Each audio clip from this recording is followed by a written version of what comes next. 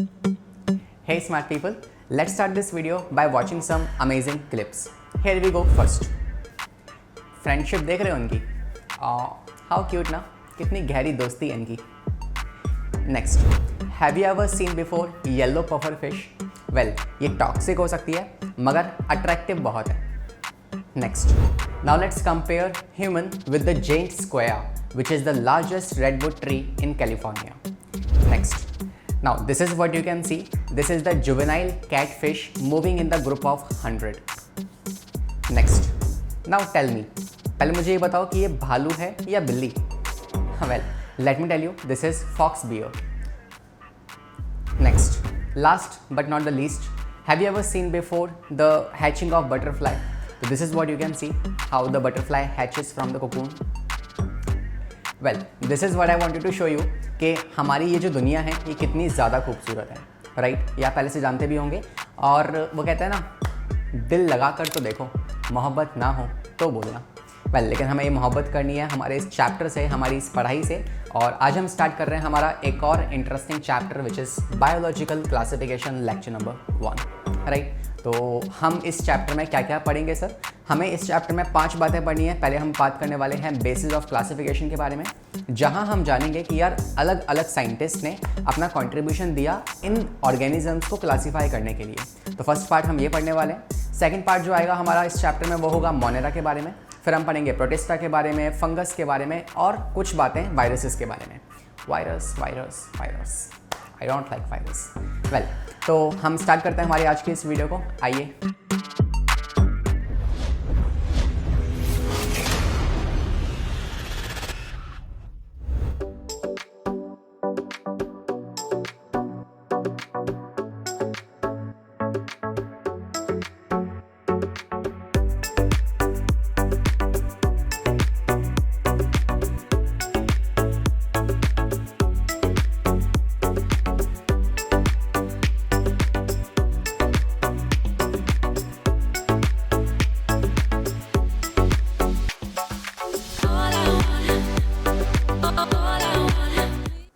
तो फिर स्टार्ट करते हैं हमारी इस मुलाकात को और देखते हैं हमें क्या क्या पढ़ना है. तो यार एक ये चार्ट मैंने आपके लिए प्रिपेयर किया है, तो इस चार्ट को आप सेशन के एंडिंग में एक बार गो थ्रू कर सकते हैं, राइट? इसमें सारे साइंटिस्ट ने किसने 2 किंगडम क्लासिफिकेशन दिया है, किसने 3 किंगडम, किसने 4 किंगडम, वो सारा इस चार्ट में मेंशन कर दिया गया है, ठीक है? तो इसको एक बार गो थ्रू कर लेना, ठीक है? इसके बाद हम बात करते हैं कि अब तक हम क्या पढ़ चुके हैं. तो if you remember the first chapter living world, जहां हमने टेक्सोनमी और क्लासिफिकेशन समझा था, राइट? तो क्लासिफिकेशन क्या होता है वो हम समझ चुके हैं. लाइफ है ना, वेदर समथिंग इज लिविंग और नॉन लिविंग. लाइक मैं बात करूँ ये टेबल नॉन लिविंग है and I am living, so what make the difference वो हम पढ़ चुके हैं, राइट? तो लाइफ क्या होती है और लिविंग थिंग्स जो है वो ये सब कैरेक्टरिस्टिक्स को शो करते हैं. This is what we all know from the first chapter. Taxonomy हम जानते हैं, टेक्सोनमी क्या होता है? It's a branch of science जो क्लासिफिकेशन के प्रोसेसेस के साथ डील करती है, राइट? तो आपको अगर किसी चीज़ को क्लासीफाई करना है, like you are walking in the jungle in the forest, तो आपको कोई एक ऑर्गेनिज्म अगर दिखा तो ये ऑर्गेनिज्म जो है इसको आप कैसे क्लासीफाई करोगे? तो उसके लिए आप पहले इसकी आइडेंटिफिकेशन करोगे, इसको एक नाम दोगे, या पहले कैरेक्टराइजेशन करोगे, फिर इसको आइडेंटिफिकेशन, फिर इसको नाम दोगे और लास्ट में से क्लासीफाई कर दोगे एक ग्रुप के अंदर, ठीक है? This is what the taxonomy, principles and processes of taxonomy. Father of taxonomy कौन है? Karl Linnaeus. Father of modern taxonomy कौन है? Father of taxonomy is nothing but Karl Linnaeus. और जो science of classification is taxonomy, ये भी हम जानते हैं, ठीक है? क्लासिफिकेशन क्या है कि सिमिलैरिटीज और डिसिमिलैरिटी के बेसिस पे आप चीज़ों को क्लासीफाई कर दोगे. This is what we call as a classification, okay? तो ये सब कुछ हम पढ़ चुके हैं. और Aristotle, he was the scientist जिन्होंने पहली बार शुरुआत करी थी किसकी? इन्होंने शुरुआत करी थी क्लासिफिकेशन की, इजंट इट? तो यहाँ पर अगर मैं आपको बताऊँ कि कौन से वो साइंटिस्ट हैं जिन्होंने पहली बार क्लासिफिकेशन करना शुरू किया था, तो you can say that is Aristotle. होता ना कि हर फील्ड में एक आइडिया लेके आता है कोई बंदा, है ना? जैसे F=ma, न्यूटन साहब वो लेके आए थे इस आइडिया को और तुम्हारी ज़िंदगी बर्बाद हो गई, ठीक है? तो ऐसा एक आइडिया जिसने शुरुआत कर दी इस क्लासिफिकेशन करने की, वो कौन थे? वो थे हमारे एरिस्टोटल, ठीक है? चलिए, इसके अलावा आप कह सकते हो कुछ साइंटिस्ट का नाम एक नोट पॉइंट बना के आप याद कर सकते हो. दैट इज़ पहले साइंटिस्ट जो आपको याद करना है वो हैं कार्ल लिनियस.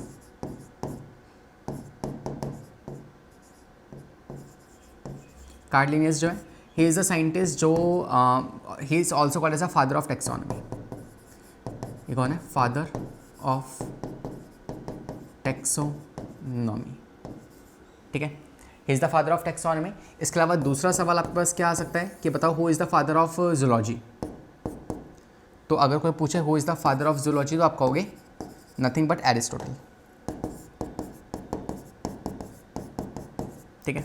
एरिस्टोटल कौन है? He is also known as the father of biology या फिर जूलॉजी, ठीक है। तीसरा एक और साइंटिस्ट का नाम आपको ध्यान रखना है जो कि कौन है? Theophrastus, Theophrastus. He is the scientist who is also known as father of botany. Botany father कौन है? Nothing but Theophrastus. तो ये तीन नाम जो हैं आपको याद रखने हैं साइंटिस्ट के, जिससे सवाल आपके पास आ सकता है रैंडमली, ठीक है। तो make sure to make a note of this. Done है? ओके, इसके बाद आते हैं थोड़ा सा आगे एंड लेट्स टॉक अबाउट कि अब हम क्या पढ़ेंगे। तो क्लासिफिकेशन की शुरुआत करी थी कार्ल लिनियस ने, मतलब उन्होंने अपना टू किंगडम क्लासिफिकेशन सिस्टम दिया था। अब वो टू किंगडम क्लासिफिकेशन सिस्टम क्या है वो हम पढ़ेंगे अभी इस नेक्स्ट वाली स्लाइड के अंदर। तो यहाँ से करते हैं हम क्लासिफिकेशन की शुरुआत और देखते हैं हम क्या क्या पढ़ सकते हैं, ठीक है। तो इसमें हमें ये जानना है कि यार किस किस साइंटिस्ट ने कितना कितना कंट्रीब्यूशन दिया, ये सारी बातें हमें करनी है इसके अंदर, राइट। तो हम स्टार्ट करेंगे पहले साइंटिस्ट के साथ जो कि हैं एरिस्टोटल।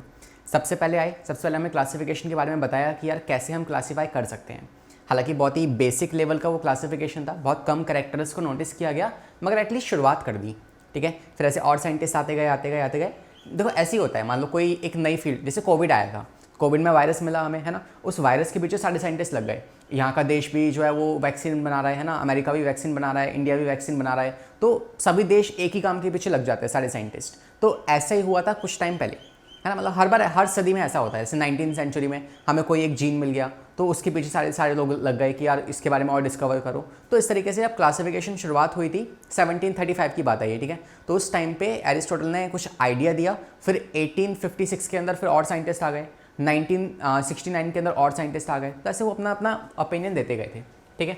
तो क्लासिफिकेशन में सबसे पहले साइंटिस्ट का जो हम एग्जाम्पल लेने वाले हैं वो होगा एरिस्टोटल। तो फर्स्ट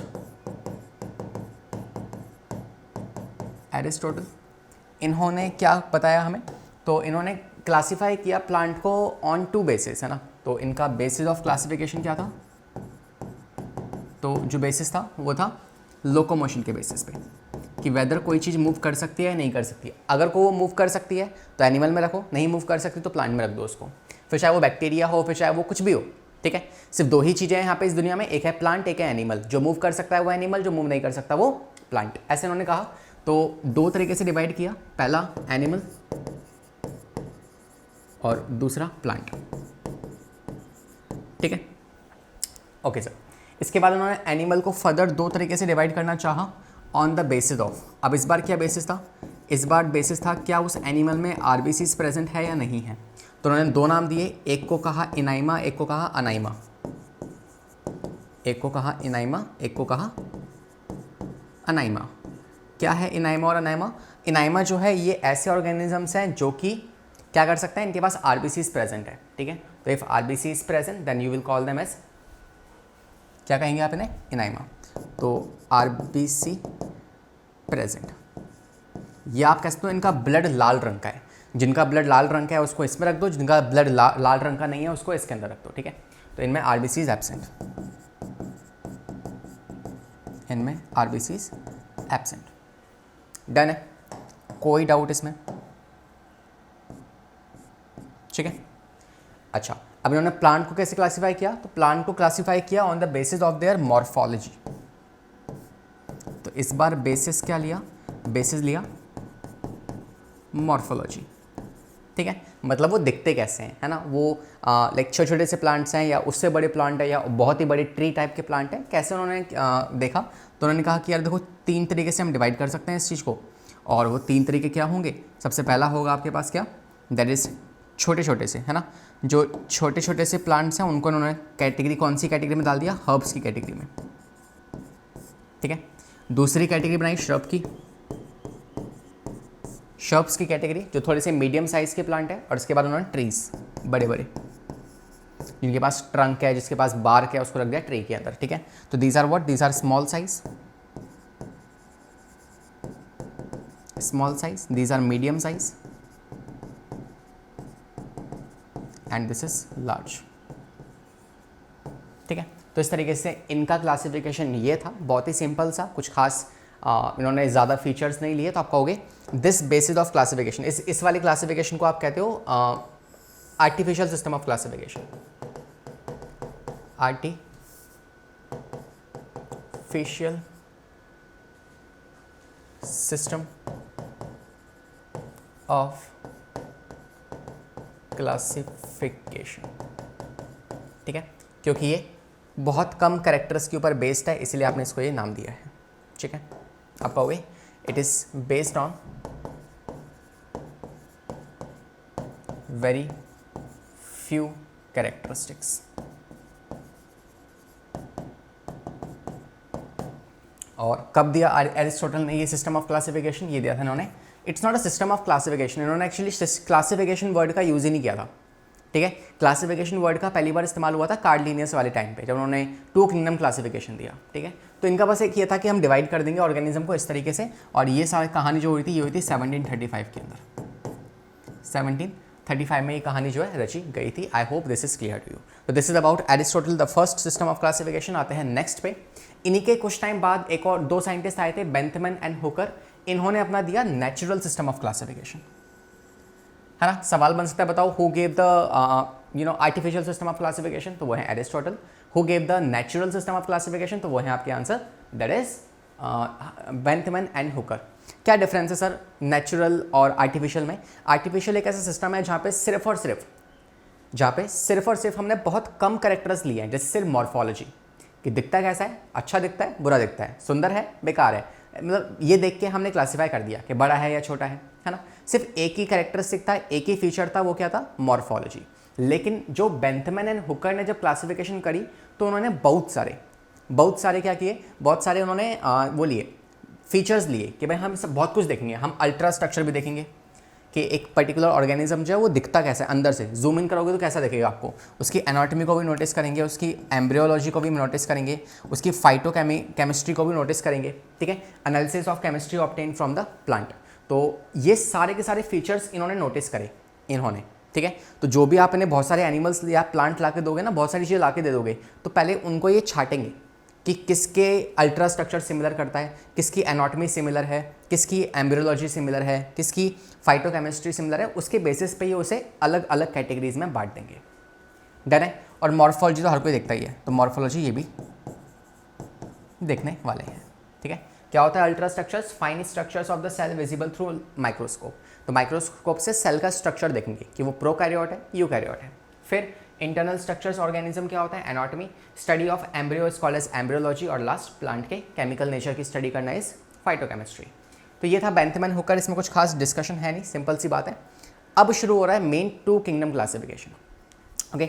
हमें पढ़ना है two kingdom classification, three kingdom classification, four kingdom classification, five kingdom classification, six kingdom classification. ये सारे किंगडम ऑफ क्लासिफिकेशन हमें पढ़ने हैं। तो well I am starting with the two kingdom classification, जो किसने दिया था? It was given by Carl Linnaeus. तो यहाँ आएंगे भाई आपके कार्ल लिनियस, और ही इज़ द वन जिन्होंने दिया है आपका टू किंगडम क्लासिफिकेशन सिस्टम,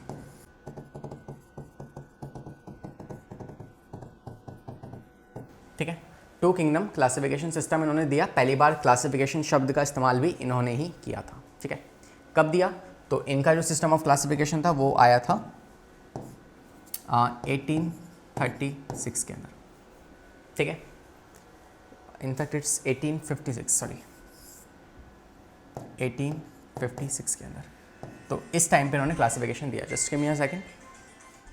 हाँ जी, आगे बढ़ते हैं। तो हम पढ़ रहे थे आपका टू किंगडम क्लासिफिकेशन, राइट। अच्छा, इसमें एक चीज़ करेक्ट कर लो, यहाँ पे 1856 नहीं, यहाँ पे 1735 आएगा। एरिस्टोटल के जो टाइम था वो कोई स्पेसिफाइड नहीं है आपके सिलेबस के अकॉर्डिंग, राइट। तो इसको आप हटा सकते हो, यस। तो प्लीज़ मेक दिस करेक्शन। यहाँ पे आते हैं। तो कार्ल लिनियस जो है इन्होंने दिया है आपका टू सिस्टम ऑफ क्लासिफिकेशन, जहाँ पे इन्होंने दो किंगडम्स बना दिए, वही सेम, एक प्लांट एक एनिमल। लेकिन इस बार इन्होंने जो सिस्टम्स बनाए हैं, इस बार जो उन्होंने क्लासिफिकेशन की है, उसमें इन्होंने काफ़ी सारे करेक्टर्स को साथ में देखते हुए चला है। जैसे अगर आप बात करो एरिस्टोटल वाले केस में तो उन्होंने सिर्फ 2 ही करेक्टर्स लिए, क्या है, एक मॉर्फोलॉजी और एक इनका लोकोमोशन, मूव कर सकते हैं नहीं कर सकते, राइट। लेकिन इन्होंने काफ़ी सारे करेक्टर्स को देखते हुए क्लासिफिकेशन किया। तो आइए देखते हैं क्या था वो, कौन कौन से करेक्टर्स थे। तो यहाँ मैं बात कर रहा हूँ करेक्टर्स के बारे में, राइट। तो भाई क्या क्या करेक्टर्स हैं, बात करते हैं इसकी। सबसे पहला करेक्टर इन्होंने नोटिस किया, आप इसको एक ट्रिक से याद रख सकते हो। वो ट्रिक क्या है, इनका नाम है कार्डलिनियस, ठीक है। थोड़ी सी इनको रिस्पेक्ट देते हैं, रिस्पेक्ट देना मतलब मिस्टर लगाते हैं इनके नाम के आगे, ठीक है, MR, और फिर कार्ड लीनियस, लेकिन बीच में एक C एक्स्ट्रा लगा दो बस, ठीक है, mister card Linnaeus, okay. Okay, आगे देखते हैं। तो M से क्या होगा, M से होगा,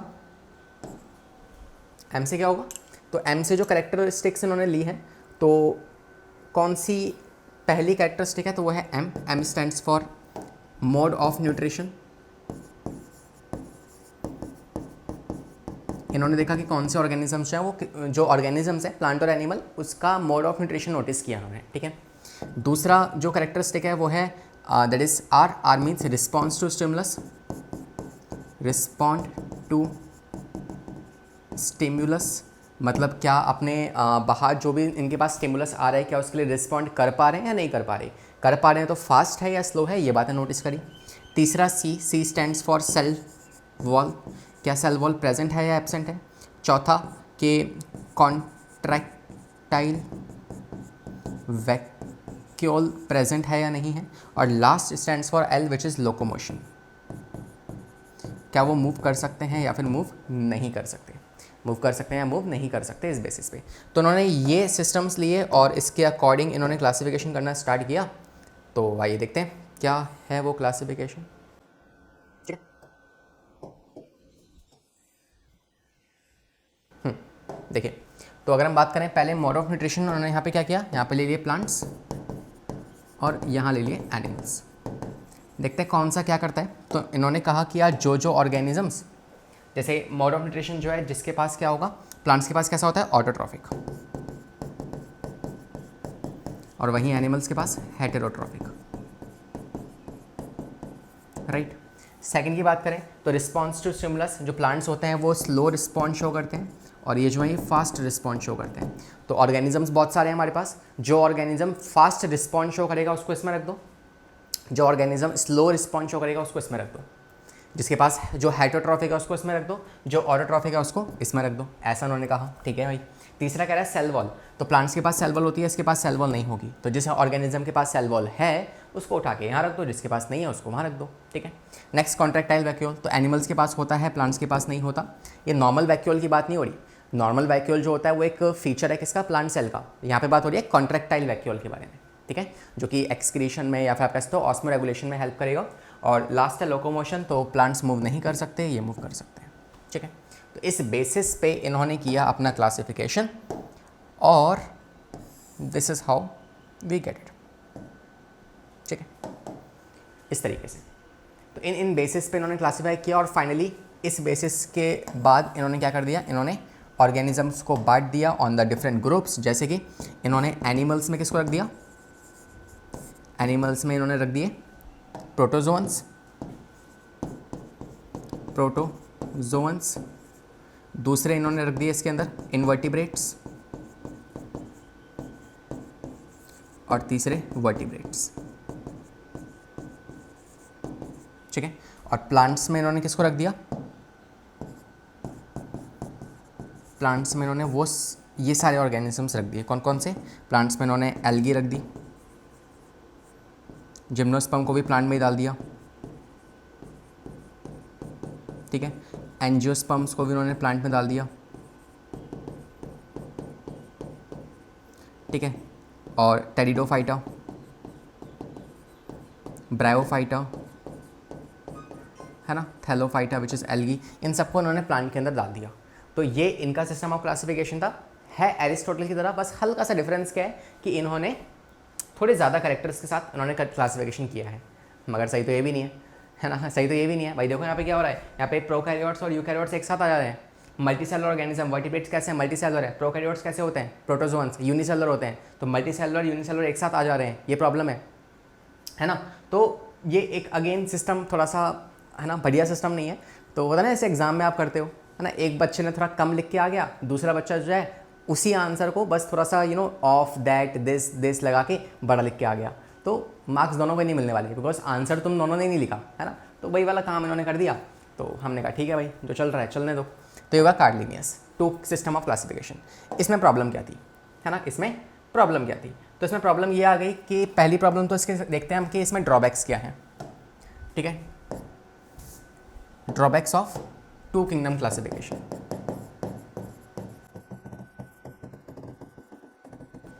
टू किंगडम क्लासिफिकेशन के ड्रॉबैक्स क्या हैं इसके बारे में हम जान रहे हैं। पहला ड्रॉबैक क्या था कि this system was not able to differentiate या distinguish between किस किस के बीच में। पहला, ये सिस्टम जो है ये डिफ्रेंशिएट नहीं कर पाया या डिस्टिंग्विश उन दोनों ऑर्गेनिजम्स को अलग अलग नहीं रख पाया। कौन से दो ऑर्गेनिजम्स को, यूनिसेलुलर और मल्टीसेलुलर, इन दोनों को इसने एक ही में रख दिया। तो first unicellular and multi cellular, ठीक है। दूसरा प्रोकैरियोट्स और यूकैरियोट्स एंड यूकैरियोट। और तीसरा, आप अगर यहाँ पे ध्यान से देखोगे तो आपको पता है कुछ प्रोटोजोन्स कैसे होते हैं, ऑटोट्रॉफिक, और बाकी ये इनवर्टिब्रेट वर्टिब्रेट्स कैसे हैं, ये आपके हेटेरोट्रॉफिक हैं। तो इनको डिफरेंशिएट नहीं कर पाया, ठीक है। तो this was also the problem कि ये ऑटोट्रॉफिक और हेटेरोट्रॉफिक को भी डिफरेंशिएट नहीं कर पाया। ऑटोट्रॉफिक को हेटेरोट्रॉफिक से डिफरेंशिएट नहीं कर पाया, तो ये इसके ड्रॉबैक्स रह गए इस सिस्टम के, इसलिए हमने इसको एक्सेप्ट नहीं किया। ओके, बट ठीक है, ओके है ना, it was a good try, well try. अब देखो एक और बड़ी प्रॉब्लम हमारे सामने आ गई। वो बड़ी प्रॉब्लम क्या है वो समझो। इससे बड़ी प्रॉब्लम हमारे सामने क्या आ गई, ये प्रॉब्लम खत्म नहीं हो रही। प्रॉब्लम ये है कि यार डुअल ऑर्गेनिजम्स हमें दिख गए है ना, कि हमें कुछ ऐसे ऑर्गेनिजम्स दिखे जो कि प्लांट जैसे कैरेक्टरिस्टिक्स भी शो कर रहे हैं और एनिमल के जैसे भी। अब उसे कहाँ रखें, एनिमल में या प्लांट में, तो ये प्रॉब्लम थी। तो उसके एग्जांपल्स पढ़ते हैं। पहला एग्जांपल हमें आएगा यूग्लिना का। यूग्लिना एक ऐसा ऑर्गेनिज्म है ना, जो कि जिसके पास आप कहोगे इसके पास कॉन्ट्रैक्टाइल वैक्यूल होता है, साथ में इसके पास आप कह सकते हो कि ये लोकोमोशन भी कर सकता है सीलिया की मदद से, ठीक है। लेकिन ये ऑटोट्रॉफिक है, लेकिन और इसके पास सेल वॉल भी नहीं है, सेल वॉल नहीं है इसके पास, कॉन्ट्रैक्टाइल वैक्यूल प्रेजेंट है और ये ऑटोट्रॉफिक है। तो ऑटोट्रॉफिक होना किसका फीचर है, प्लांट का, और सेल वॉल ना होना, कॉन्ट्रैक्टाइल वैक्यूल का होना, ये किसका फीचर है, ये है प्लांट एनिमल का फीचर। तो आप देख रहे हो ये एक ही ऑर्गेनिज्म दोनों के फीचर शो कर रहा है। अब इसे कहाँ रखे, प्लांट में या एनिमल में, ये प्रॉब्लम हो गई है ना। चलो ठीक है, एक प्रॉब्लम। दूसरी प्रॉब्लम दूसरी है हमारे पास, वो है क्लेमाइडोमोनास। क्लेमाइडोमोनास हमें एक ऑर्गेनिज्म मिला जो इस तरीके से ऐसी शेप का था। ये होता ही एक्चुअली ऐसा है ना, ये कोई मैंने कार्टून की शेप नहीं बनाई, ये होता ही ऐसा है। इसकी ये होता है ये सब वैक्यूल होता है, कॉन्ट्रैक्टाइल वैक्यूल, ये इसके फ्लैजुला होते हैं साइड में इस तरीके से, ये इसका स्ट्रक्चर होता है। इसमें हमें क्या दिखा, इसके पास ये ऑटोट्रॉफिक है, ऑटोट्रॉफिक। तो अगर ये ऑटोट्रॉफिक है मतलब ये प्लांट वाला फीचर है ना। और वहीं दूसरी तरफ हमने क्या देखा इसके अंदर, कि ये जो होता है ये मूव कर सकता है, मतलब लोकोमोशन पॉसिबल है इसके अंदर, और साथ में इसके पास कॉन्ट्रैक्टाइल वैक्यूल भी है,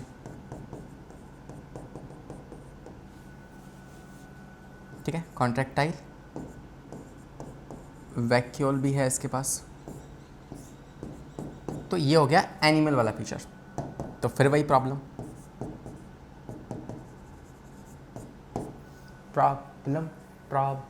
ठीक है, तो प्रॉब्लम आ गई हमारे सामने। तो ये डुअल ऑर्गेनिजम्स की एक प्रॉब्लम हमारे सामने थी। इसको सॉल्व करने के लिए हमें और नए सिस्टम चाहिए थे क्लासिफिकेशन के। तो इसके बाद क्या है, अब आपके आते हैं नेक्स्ट सिस्टम ऑफ क्लासिफिकेशन, जो कि है 3 and 4 किंगडम ऑफ क्लासिफिकेशन।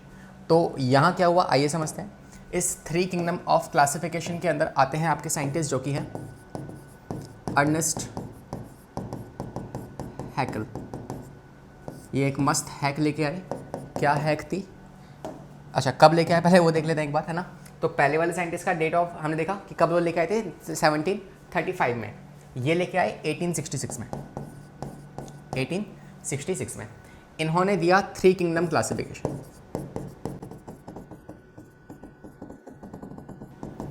इन्होंने दिया 3 किंगडम क्लासिफिकेशन सिस्टम, ठीक है। और अपने इस 3 किंगडम क्लासिफिकेशन सिस्टम में इन्होंने किसको इंट्रोड्यूस किया, है ना। इन्होंने किसको इंट्रोड्यूस किया? इन्होंने इंट्रोड्यूस किया प्रोटिस्टा को।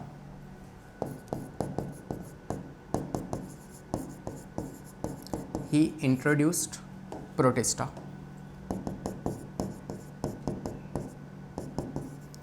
ठीक है। इन्होंने कहा कि ये काम करता है, प्लांट और एनिमल तो है, हम प्लांट और एनिमल के अलावा एक और नई कैटेगरी बनाते हैं जो कि है प्रोटिस्टा। उसमें हम डाल देंगे आपके सारे के सारे ऑर्गेनिजम्स को जो कि नहीं मिल रहे हैं, ठीक है, या हम उसे क्लासीफाई नहीं कर पा रहे हैं। तो उन्होंने क्या किया? पहली कैटेगरी बनाई, कौन सी? प्रोटिस्टा, ठीक है। पहली कैटेगरी कौन सी बनाई उन्होंने? प्रोटिस्टा बना दी। दूसरी इन्होंने बनाई वही एनिमेलिया, और तीसरी बना दी प्लांटा।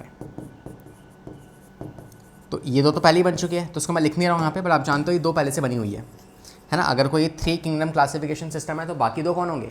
दो तो होंगे प्लांट और एनिमल, और तीसरा किंगडम कौन सा होगा? वो होगा प्रोटिस्टा। अब इन्होंने प्रोटिस्टा में क्या क्या रखा वो जानो एक बार। तो प्रोटिस्टा में इन्होंने रख दिए यूनिसेल्यूलर यूकैरियोट्स, ठीक है। प्रोटिस्टा में इन्होंने रख दिए आपके आप कह सकते हो multi cellular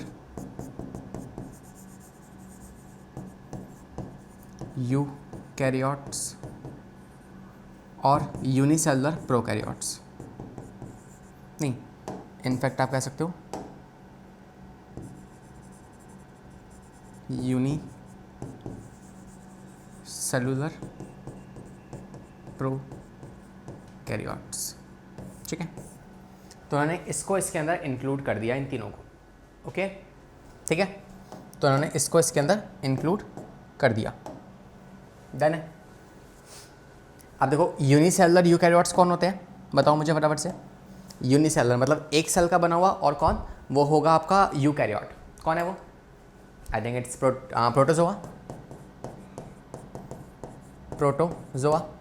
unicellular multicellular eukaryotes कौन है? I think fungus. और यूनिसेलुलर प्रोकैरियोट्स कौन होते हैं? बैक्टीरिया। तो मतलब कि इन्होंने एक नया कैटेगरी बनाई जिसको इन्होंने कहा क्या?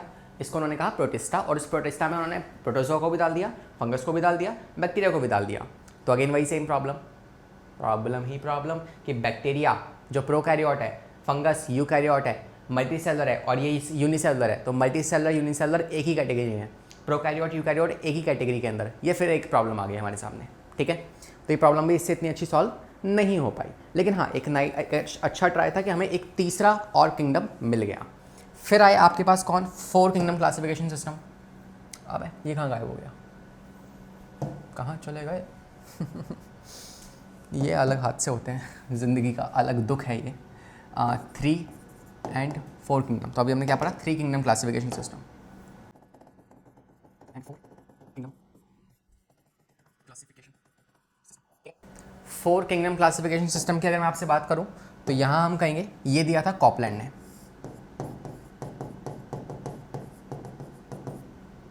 ये दिया था कॉपलैंड नाम के साइंटिस्ट ने। कब दिया था सर? तो इसकी भी डेट आप याद रख सकते हो, दैट इज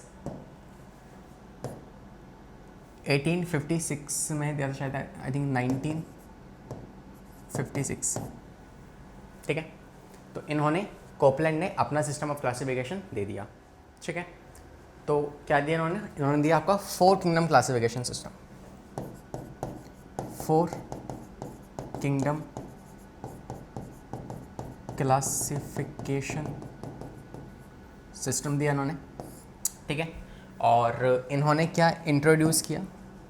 इन्होंने इंट्रोड्यूस किया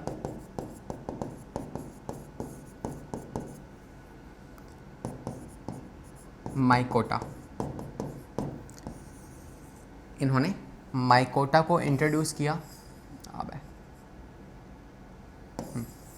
इन्होंने माइकोटा को इंट्रोड्यूस किया और बाद में इस माइकोटा का जो नाम है चेंज करके मोनेरा रख दिया गया था। ठीक है, तो मैं यहाँ पे एक मैं नोट पॉइंट लिख रहा हूँ कि letter Mycota term was revised by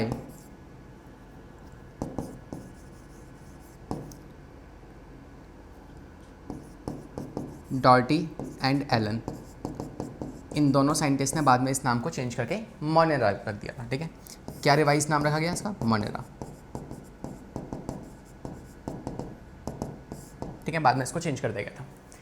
अब इस वाले मोनेरा में क्या एक नया कैटेगरी बना दी और इसमें आएंगे आपके सारे के सारे यूनिसेलुलर प्रोकैरियोट्स। तो इसमें से इस वाले को उठा के अलग एक कैटेगरी बना दी, बाकी इन दोनों की सेम हो गई।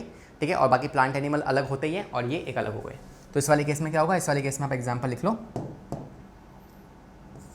दैट इज मोनेरा के अंदर कौन आएंगे? यहाँ आएंगे यूनिसेलुलर प्रोकैरियोट्स। प्रॉब्लम कहाँ फंस गए? अभी भी प्रॉब्लम एक और है कि भाई फंगस और ये अलग नहीं हुए, ये दोनों अभी भी एक कैटेगरी में, मतलब यूनिसेलुलर और मल्टी सेलुलर है ना। यूकैरियोट्स जो हैं वो एक ही कैटेगरी में पड़े हुए हैं अभी, तो इनको अलग करो। तो इनको अलग करने के लिए आता है नेक्स्ट सिस्टम। वो कौन लाए थे? वो लाए थे हमारे सबसे महान साइंटिस्ट जिनका नाम है R.H. विटेकर, जिनका सिस्टम हम आज भी फॉलो करते हैं। तो 5 kingdom classification was given by R.H. Whittaker. ठीक है, इन्होंने दिया 5 किंगडम क्लासिफिकेशन सिस्टम और इन्होंने 5 डिफरेंट कैटेगरीज बना दी और क्लासीफाई कर दिया। आइए देखते हैं क्या है वो। तो 5 किंगडम क्लासिफिकेशन कब दिया था? ये दिया था इन्होंने 1969 के अंदर। ठीक है, इस टाइम पे इन्होंने ये सिस्टम दिया अपना और इन्होंने 5 कैटेगरीज बनाई। लेकिन इस बार इन्होंने वापस से क्या लिया है? वापस से इन्होंने बहुत सारे कैरेक्टर्स लिए जिस कैरेक्टर के बेसिस पे इन्होंने क्लासिफिकेशन किया। जैसे एरिस्टोटल ने क्या किया था? सिर्फ मॉर्फोलॉजी के बेसिस पे। फिर आया आपके कार्ल लिनियस, उन्होंने 5 चीज़ें कौन कौन सी? Mister CCL, that means mode of nutrition, और R is for response to stimulus, contractile vacuole, cell wall और लोकोमोशन। इन 5 बेसिस पे क्लासीफाई किया था कार्ल लिनियस ने। ऐसे ही इन्होंने क्लासीफाई किया 6-7 तरीके, 6-7 बेसिस पे। क्या थे वो क्या थे बेसिस ऑफ क्लासिफिकेशन? उसको याद रखने की ट्रिक क्या है? सेम, मिस्टर, थोड़ी सी रिस्पेक्ट। ठीक है, उसके बाद आपको मैं कार्ल लिनियस को नहीं दे रहा, मैं आपको रिस्पेक्ट दे रहा हूँ क्योंकि आपने क्या लिया है? साइंस लिया है। फिजिक्स, केमिस्ट्री, बायोलॉजी, 3 सब्जेक्ट एक साथ पढ़ रहे हो। और अगर आपके पास मैथ भी है, PCMB, तो मतलब आप एक सिग्मा मेल सिग्मा फीमेल हो। तो लेकिन यहाँ पे क्या हुआ? यहाँ पे मिस्टर, ये ले लो, पहली ट्रिक ये हो गई। उसके बाद PCCM ऐसे स्क्वायर दो। ठीक है, बस बीच में डबल C, जैसे वहाँ पे अपने डबल C लगाए थे, यहाँ भी डबल C लगा दो और देखते हैं क्या क्या था इनका बेसिस ऑफ क्लासिफिकेशन। तो इनका जो बेसिस ऑफ क्लासिफिकेशन था, वो था, देखो ध्यान से, पहला M मतलब, मैं यहाँ पे एक पहले let me just draw a box, है ना। पहला इन्होंने लिया क्या? M, हाँ, M मतलब न्यूक्लियर मेम्ब्रेन।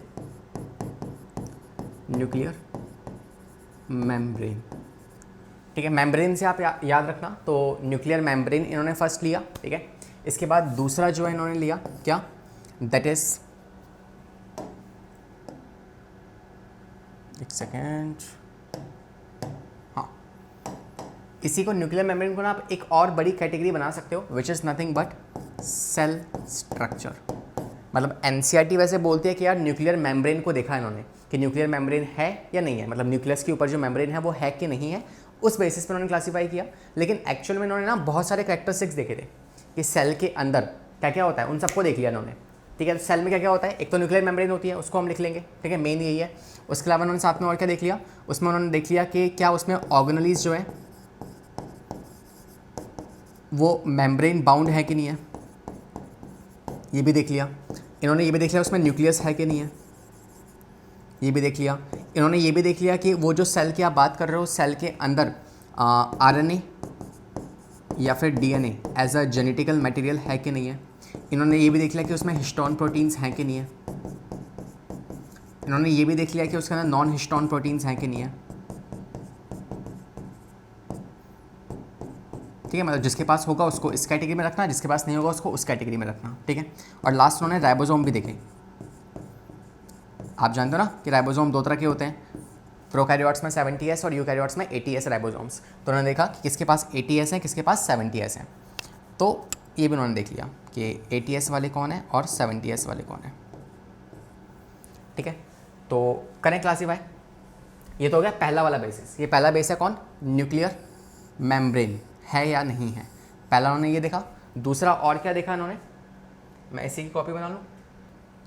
दूसरा इन्होंने और क्या देखा, ठीक है, पहला तो इन्होंने ये सब कुछ देखा।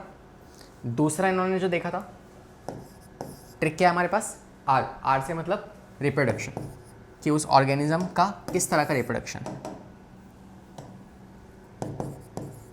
रिप्रोडक्शन को भी देखा। ठीक है, तीसरा इन्होंने और क्या देखा, P. P stands for phylogenetic relationship है। ये रिलेशनशिप देखो, रिलेशनशिप फाइलोजेनेटिक रिलेशनशिप क्या होता है, फाइलोजेनेटिक मतलब कि एवोल्यूशन से जुड़ा हुआ, तो उसका एवोल्यूशनरी कैरेक्टरिस्टिक कैसा है वो भी उन्होंने यहाँ पे नोटिस कर लिया।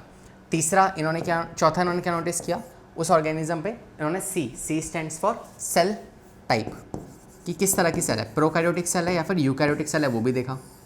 ठीक है, फिफ्थ अगेन सी मतलब सेल वॉल उसके पास है या फिर नहीं है, ये भी नोटिस किया।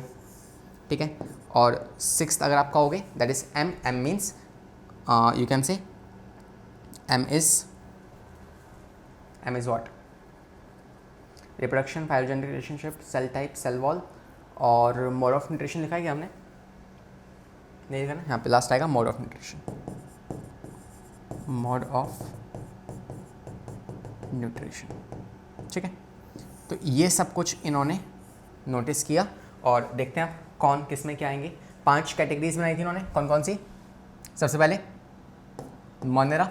अच्छा, इन्होंने क्या इंट्रोड्यूस किया था, इन्होंने इंट्रोड्यूस किया फंगस।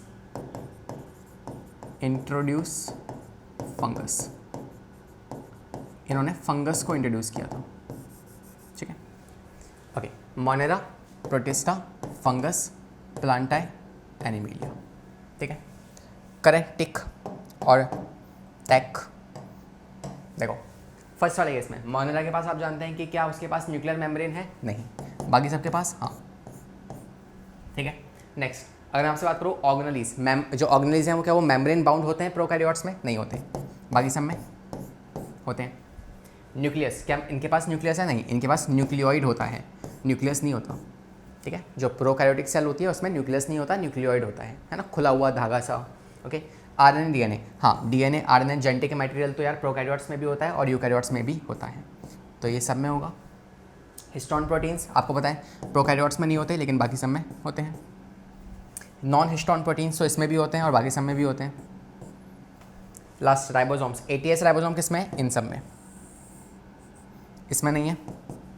और 70S जो है वो सिर्फ इसमें है, बाकी सब में नहीं है।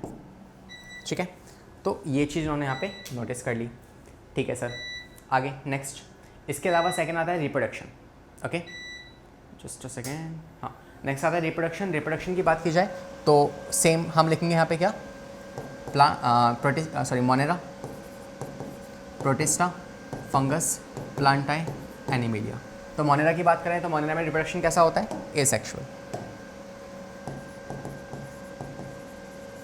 बाकी सब में जनरली सेक्सुअल।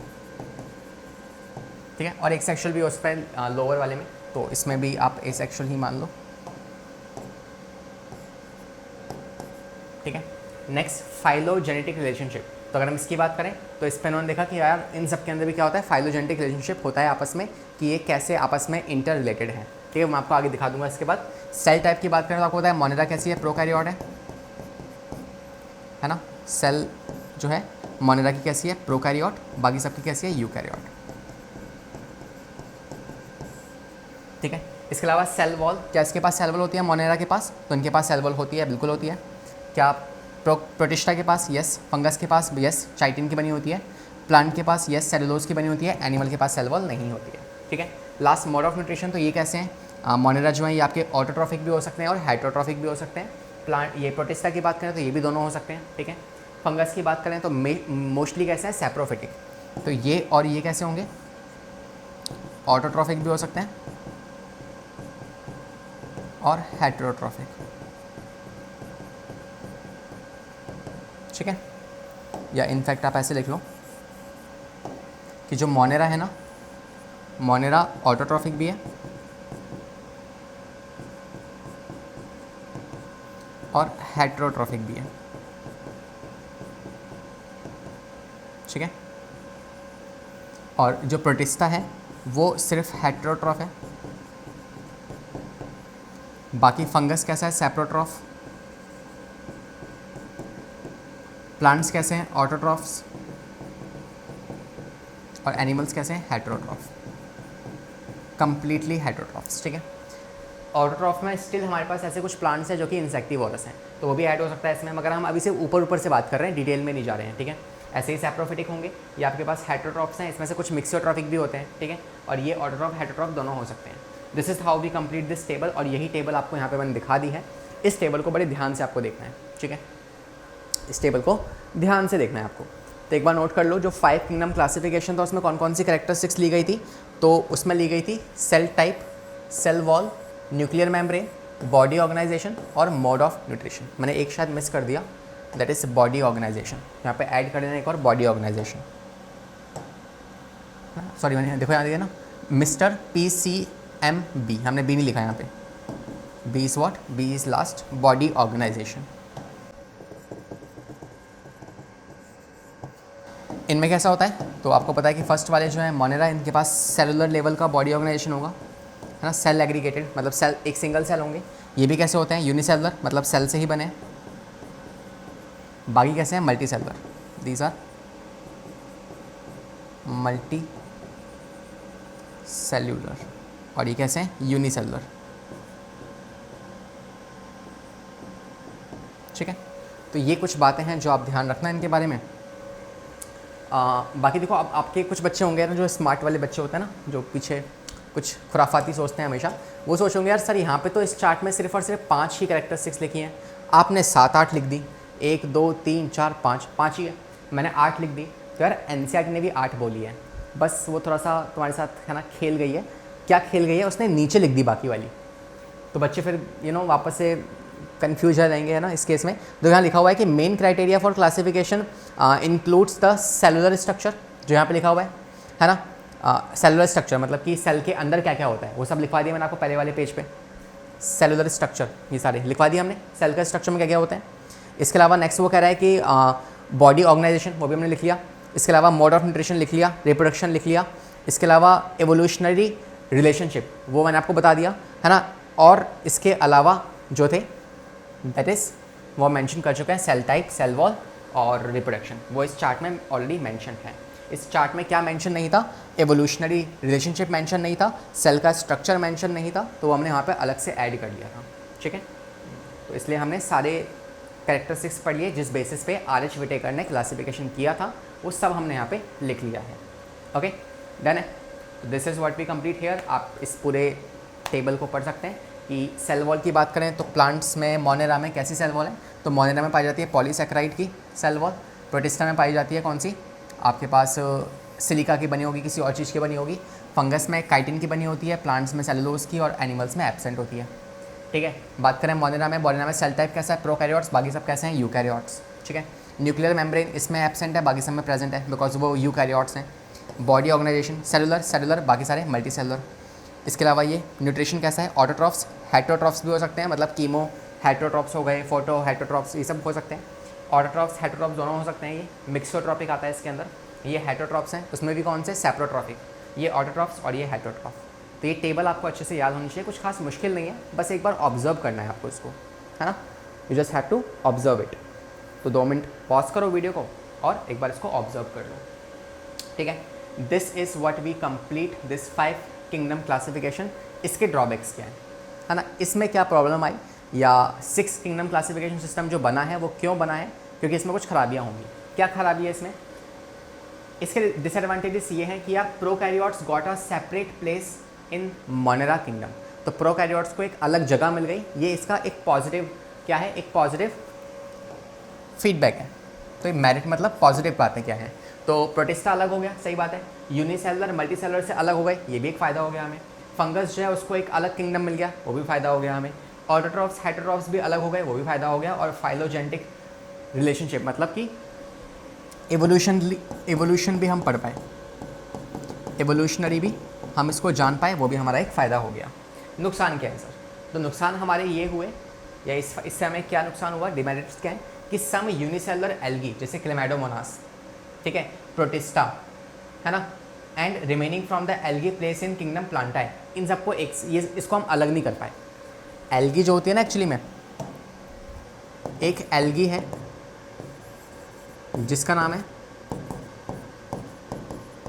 क्लेमाइडोमोनास, इसको हमने कहाँ रख दिया, इसको हमने रख दिया प्रोटिस्टा के अंदर, ठीक है सर।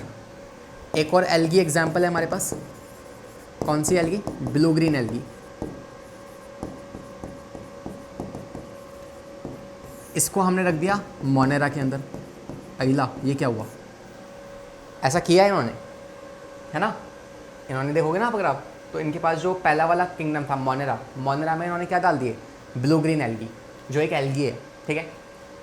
इन्होंने प्रोटिस्टा में डाल दिया आपके पास क्लेमाइडोमोनास को, प्रोटिस्टा में डाल दिया। और प्लांट के अंदर तो एल्गी आती है, आपको पता है कौन कौन सी, तीसरी एल्गी, जैसे ग्रीन एल्गी होती है, या रेड एल्गी होती है, या ब्राउन एल्गी होती है। इन एल्गी को डाल दिया किसके अंदर, प्लांट के अंदर। तो एल्गी तो एक ही है ना, है ना, जैसे एनिमल तो वो तो एक ही कैटेगरी हो गई ना, तो जैसे एल्गी की एक कैटेगरी है तो उसको अलग अलग ग्रुप में क्यों रखा हुआ है, तो ये डिमेरिट था एक, ये नुकसान था। और दूसरा नुकसान, क्लोरेला और क्लेमाइडोमोनास जो है were autotrophic and place in the Paramecium and Amoeba heterotrophic in kingdom Protista. Chlorella और क्लेमाइडोमोनास दोनों ही प्रोटिस्टा में आते हैं, पैरामीशियम अमीबा ये भी किस में आते हैं, आपके प्रोटिस्टा में आते हैं, लेकिन ये दोनों हेटरोट्रॉफिक हैं और ये दोनों ऑटोट्रॉफिक हैं। ये फिर प्रॉब्लम हो गई हमारे सामने, है ना, ये वापस प्रॉब्लम हो गई कि हेटरोट्रॉफ को और ऑटोट्रॉफ्स को सेपरेट नहीं कर पा रहा ये सिस्टम। तो ये इसके डिमेरिट्स हैं, दोनों डिमेरिट्स आपको याद होने चाहिए। तीसरा और लिख सकते हो जो कि है वायरस। ये सिस्टम जो है ये वायरसेस को सेपरेट नहीं कर पाया, वायरस, प्रायॉन्स, वायरॉइड्स, इनके लिए जगह ही नहीं मिली, नो प्लेस, इनके लिए इस सिस्टम के अंदर जगह ही नहीं मिली। ये तीसरा डिमेरिट जो आप याद रख सकते हैं। डन है, this is what we complete the 5 kingdom classification system. Demerits merits क्या हैं वो भी हमने यहाँ पे पढ़ लिए, किस बेसिस पे क्लासीफाई किया वो भी हमने जान लिया, ठीक है। And that's it. आते हैं लास्ट 6 किंगडम क्लासिफिकेशन सिस्टम पे। ये दिया था कार्ल हूस ने, कार्ल हूस ने कब दिया था, 1990 में, ठीक है। इन्होंने क्या बताया, ये एक साइंटिस्ट थे जो एक्चुअली काम कर रहे थे किसके ऊपर, ये काम कर रहे थे प्रोकैरियोट बैक्टीरियल सेल के ऊपर। आपको पता है ना, मोनेरा, प्रोटिस्टा, फंगस, प्लांटाई, एनिमेलिया, ये 5 कैटेगरीज हैं हमारे पास। ये मोनेरा के अंदर जो बैक्टीरिया आते हैं ना, उस पर काम कर रहे थे। बैक्टीरिया के पास, मोनेरा के पास कैसा राइबोसोम होता है, उस बैक्टीरिया में भी किस पे काम कर रहे थे, राइबोसोम पे काम कर रहे थे। बताओ बैक्टीरिया के पास कैसा राइबोसोम होता है, 70S।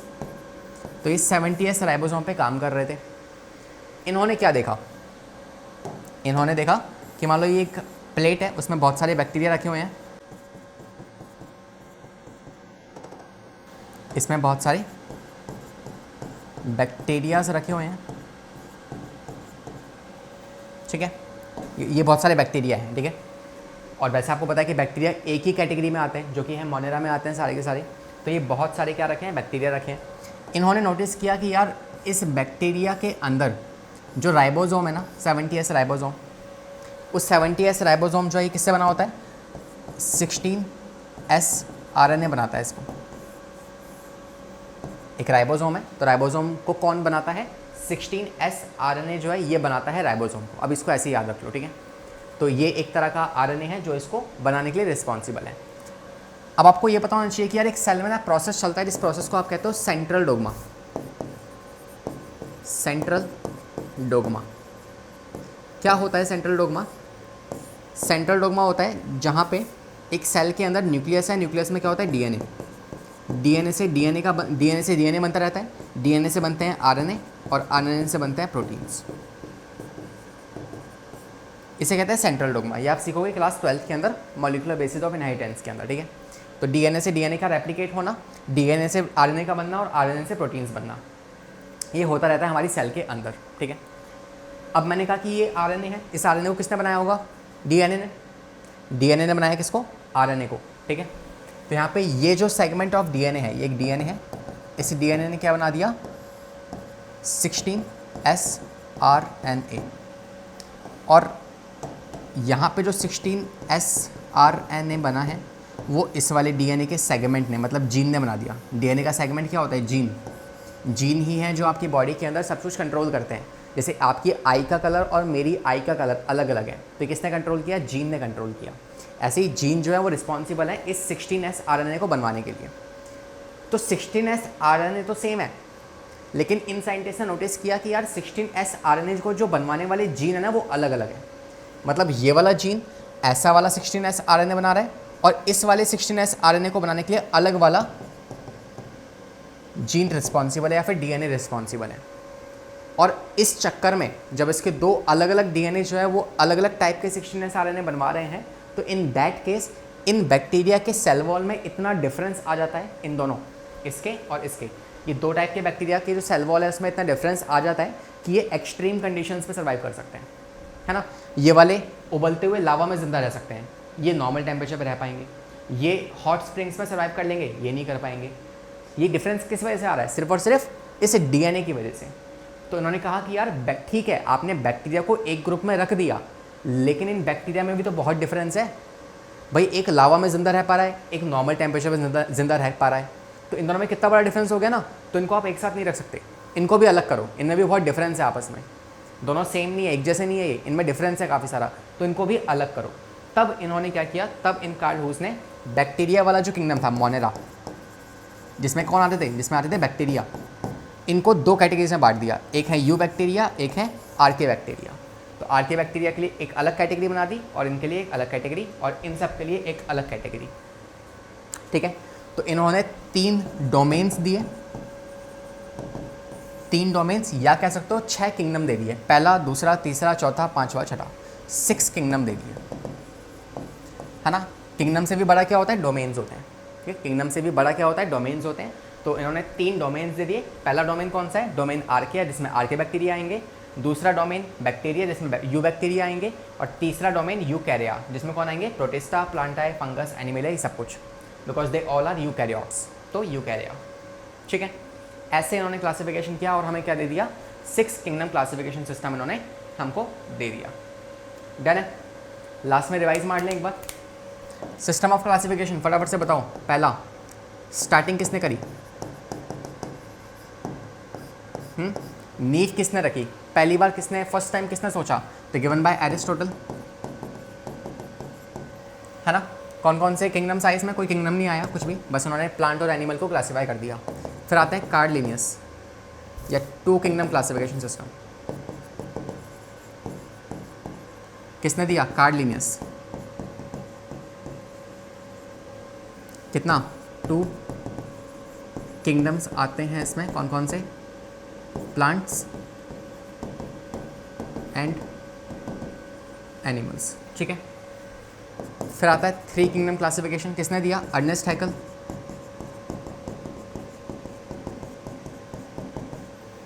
कौन कौन से आते हैं इसमें? इसमें आते हैं आपके प्लांट, एनिमल और प्रोटिस्टा,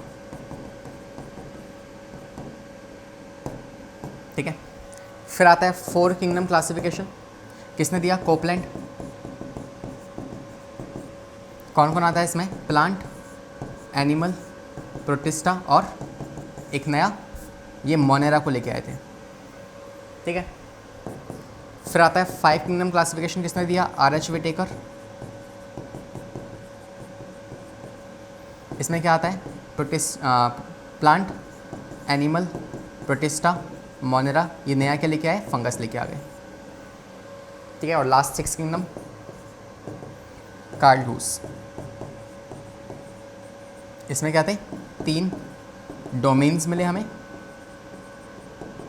और 6 किंगडम्स मिले, ठीक है। तो ये आपके पास आते हैं सिस्टम। कौन से साइंटिस्ट ने किसको इंट्रोड्यूस किया ये भी ज़रूरी है। जैसे आप कहोगे 3 किंगडम क्लासिफिकेशन, अर्नेस्ट हैकल ने प्रोटिस्टा को इंट्रोड्यूस किया था, ठीक है। कोपलैंड ने मोनेरा को इंट्रोड्यूस किया था और आर.एच. विटेकर ने फंगस को इंट्रोड्यूस किया था, ये भी ध्यान रखना, ठीक है। तो this is what we complete this part, जो हमें पढ़ना था हमने सारा कुछ यहाँ पे कंप्लीट कर लिया है, ठीक है। तो बॉस ये जो एक सेशन था आपका, ये थोड़ा सा बेसिक सेशन था, तो इसमें जो भी सवाल होंगे वो सवाल आपको मिल जाएंगे सीधा DBP के अंदर, ठीक है। तो यहाँ पे क्वेश्चंस हम नहीं कर रहे हैं, इसकी एनसीईआरटी आपको रीड करनी है, दैट्स योर होमवर्क। इसके अलावा इसमें जो क्वेश्चंस होंगे वो क्वेश्चंस मैं आपको डिस्क्रिप्शन में प्रोवाइड करा दूंगा, उस DBP को डाउनलोड करो और इस DBP में से सारे क्वेश्चंस को अटेम्प्ट कर लेना एक बार, ठीक है। इसके बाद जो नेक्स्ट सेशंस आएंगे वहाँ पे हम काफ़ी कुछ पढ़ चुके होंगे, तो वहाँ पे हम साथ साथ क्वेश्चंस भी लगाएंगे और एनसीईआरटी को भी रीड करेंगे साथ साथ में, ठीक है। As of now this is your homework. तो आई होपफुली सेशन आपको पसंद आया होगा, हमने सब कुछ सीख लिया है यहाँ पे। And that's all for this session. मिलेंगे हमारी आने वाली क्लास में, तब तक के लिए पढ़ाई करते रहें, सेफ रहें and check out the description and if you like this video hit the like button. Will see you in the I wake up to a little bit of drool on my pillow, feel like it's gonna be a bad day. Yeah, I'm tired of shit and the coffee ain't hit yet, damn ain't that great. I don't wanna go to